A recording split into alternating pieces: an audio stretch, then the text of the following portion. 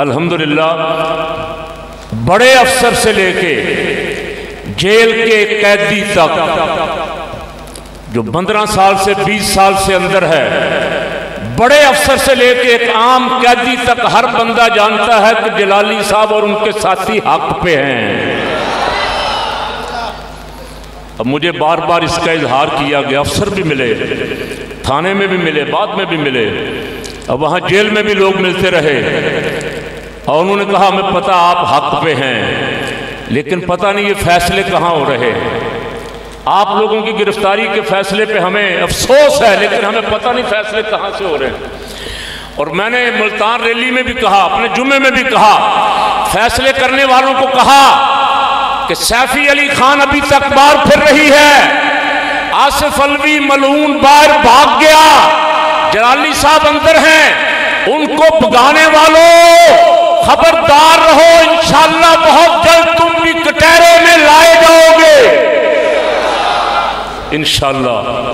اللہ کے ہاں دیر ہے اندھیر، یمدہم فی طغیانہم یعمہون، دیر ہے اندھیر۔ اور وہ فیض نے کہا تھا کہ ہم دیکھیں گے، لازم ہے کہ ہم ہی دیکھیں گے، جب تخت گرائے جائیں گے، جب تاج اچھالے جائیں گے۔ تم سے پہلے حکمران جیلوں میں ہیں، کوئی ملک سے بھاگے ہوئے ہیں، کوئی ملک بدر ہیں، ان سے عبرت حاصل کرو۔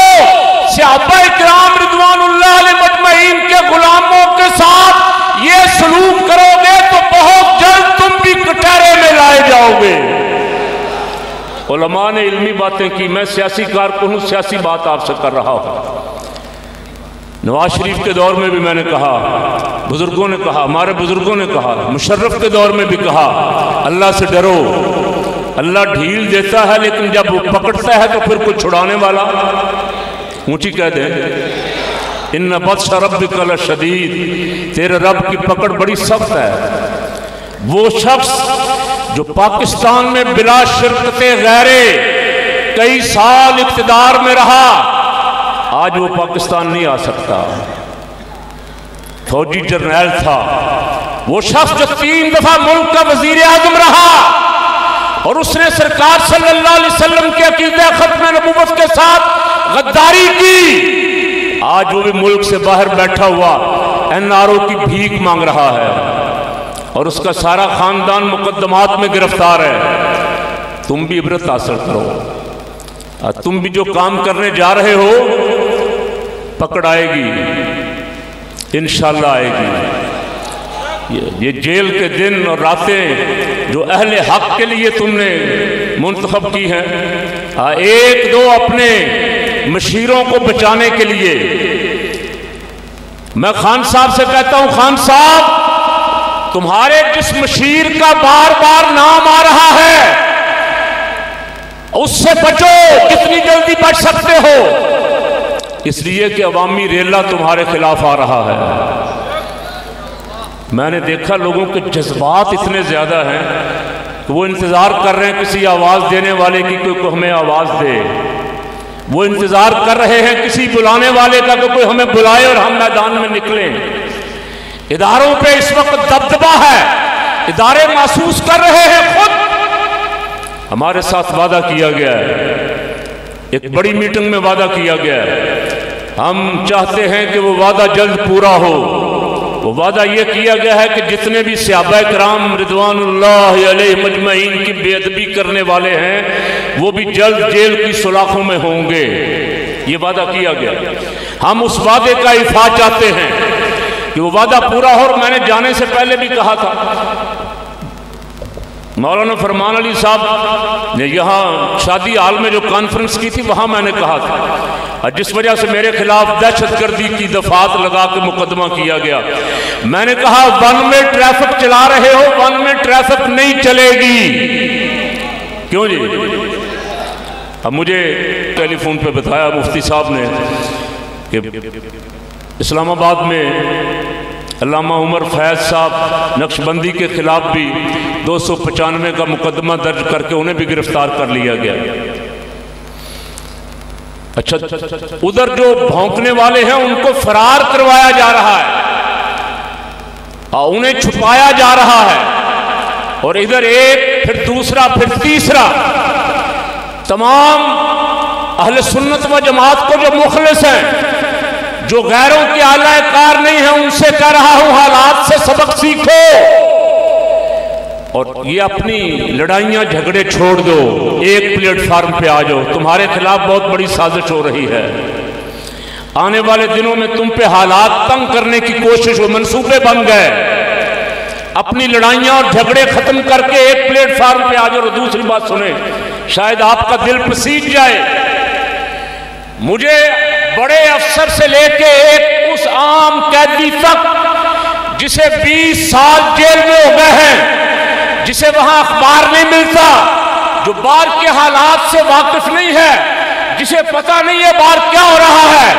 جو بھی ملا عام مزدور، ایک عام قیدی، اس نے ہاتھ جوڑ کے کہا حضور سنیوں کو اکٹھا کر دیں۔ تو کیا بڑوں کو یہ ادراک نہیں ہے؟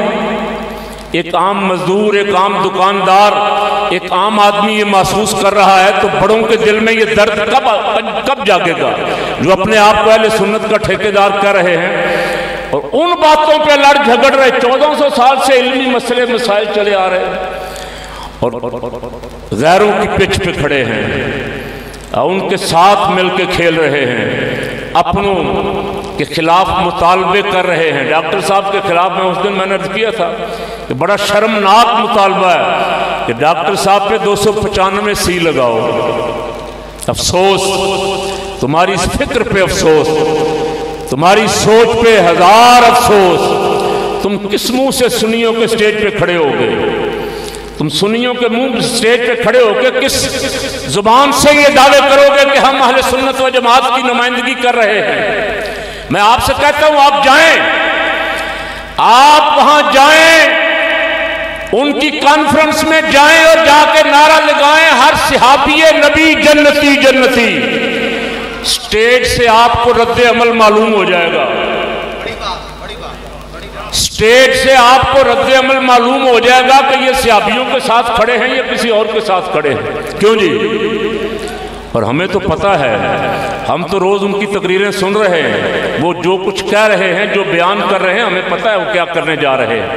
لیکن آپ بھی چیک کریں، جو سنی میری آواز سن رہے ہیں، کارکنون سے کہہ رہا ہوں، وہ مخلص ہیں، وہ بیچارے وفادار ہیں، ان کو مولا کائنات علی المرتضیٰ شیر خدا سیدہ خاتون جنت حسنین کریمین رضوان اللہ علیہ مجمعین کے نام پہ بیچا جائے گا۔ اگر وہ نوجوان شعور رکھنے والے ہیں تو ان سے کہہ رہا ہوں جائیں وہاں ضرور، لیکن یہ نعرہ بھی ذرا لگائیں اور پھر چیک کریں، یہ تھرمامیٹر ہے، سٹیج پہ بیٹھے ہو کہ چہرے دیکھیں۔ جس سے صحابہ کرام رضوان اللہ علیہ مجمعین کے خلاف تم کون ہوتے ہو بھائی؟ تمہارے پاس کون سی تکڑی ہے کہ تم ان کا ایمان تولتے پھر رہے ہو؟ ان کا فیصلہ خدا کرے، اس کا رسول کرے، جن کا حق ہے، اور وہ فیصلے فرما چکے۔